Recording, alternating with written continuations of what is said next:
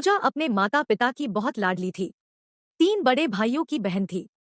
कोई भी चीज मांगने पर उसी वक्त सामने हाजिर हो जाती। पूरे घर में रौब था उसका। पूरे परिवार और नौकरों पर राजकुमारी की तरह हुक्म चलाती थी पूजा। स्कूल में भी पूरा रौब था उसका। बड़े घर की लाडली जो थी वह। ऐसे ही उसने कॉलेज में दाखिला लिया। उसके ठाट बाट, बड़ी गाड़ी में आना जाना, हर दिन नया फैशन देखकर हर कोई उससे दोस्ती करना चाहता था। थोड़े ही दिनों में उसके बहुत से दोस्त बन गए। पूरे कॉलेज में उसकी अपनी ही एक पहचान थी। इन दिनों उसके घर एक रिश्ता आया। खानदानी लोग थे और पापा की पुरानी जान पहचान थी उनके साथ। पूजा के साथ कोई जबरदस्ती नहीं थी, पर पूजा ने फिर भी हाँ कर दी, क्योंकि वह अपने परिवार से बहुत प्यार करती थी। वह जानती थी कि वह लोग उसका अच्छा ही सोचेंगे। लड़के का नाम राज था। राज काफी पढ़ा लिखा और समझदार लड़का था। ससुराल वाले भी बहुत अच्छे थे। ससुराल में पूजा की जगह वैसी ही थी जैसी कि मायके में। कोई भी कार्य पूजा की सलाह के बिना नहीं होता था। सबकी लाडली बहू बन गई थी वह। फिर उसके घर एक बेटे का जन्म हुआ। रवि पूजा को जान से प्यारा था। पोता पाकर ससुराल वाले तो फूले नहीं समाते थे। पूजा कभी कभी सोचती कि उसकी किस्मत कितनी अच्छी है।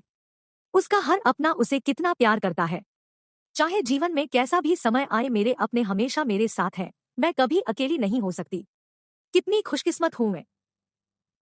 पर शायद पूजा की खुशियों को उसकी अपनी ही नजर लग गई थी। एक दिन वह मायके जाने की जिद कर बैठी। राज को बहुत काम था, लेकिन वह फिर भी उसे ले गया। रास्ते में उनकी गाड़ी अन्य गाड़ी से टकरा गई। पूजा, राज और रवि बहुत बुरी तरह से जख्मी हो गए। काफी दिनों के इलाज के बाद राज और रवि तो ठीक हो गए, लेकिन पूजा पूरी तरह ठीक ना हो सकी। सर पर चोट लगने के कारण वह अपनी आंखों की रोशनी खो बैठी।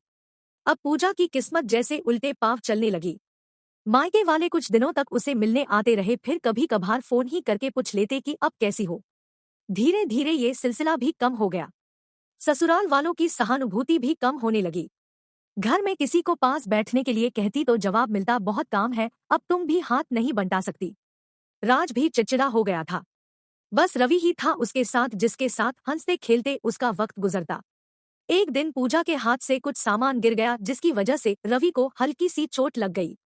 पूजा के सास ससुर ने रवि को उससे अलग कर दिया कि कहीं उसके ना देखने की वजह से बच्चे का कोई नुकसान ना हो जाए। पूजा अंदर से टूट चुकी थी।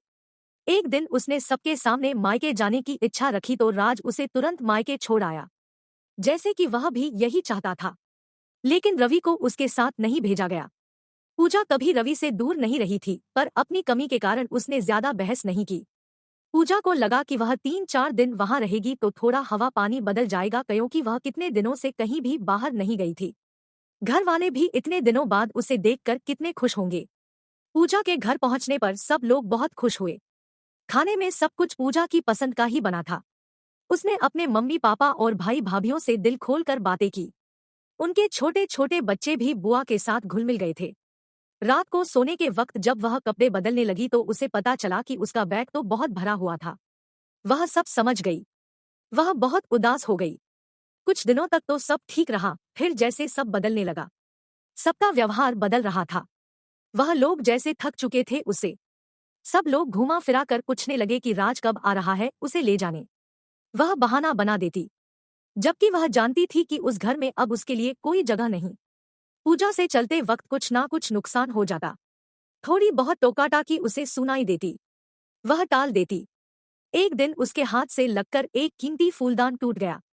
छोटी भाभी ने बहुत हंगामा मचाया। पूजा के माता पिता रोज रोज के झमेलों से तंग आ गए थे।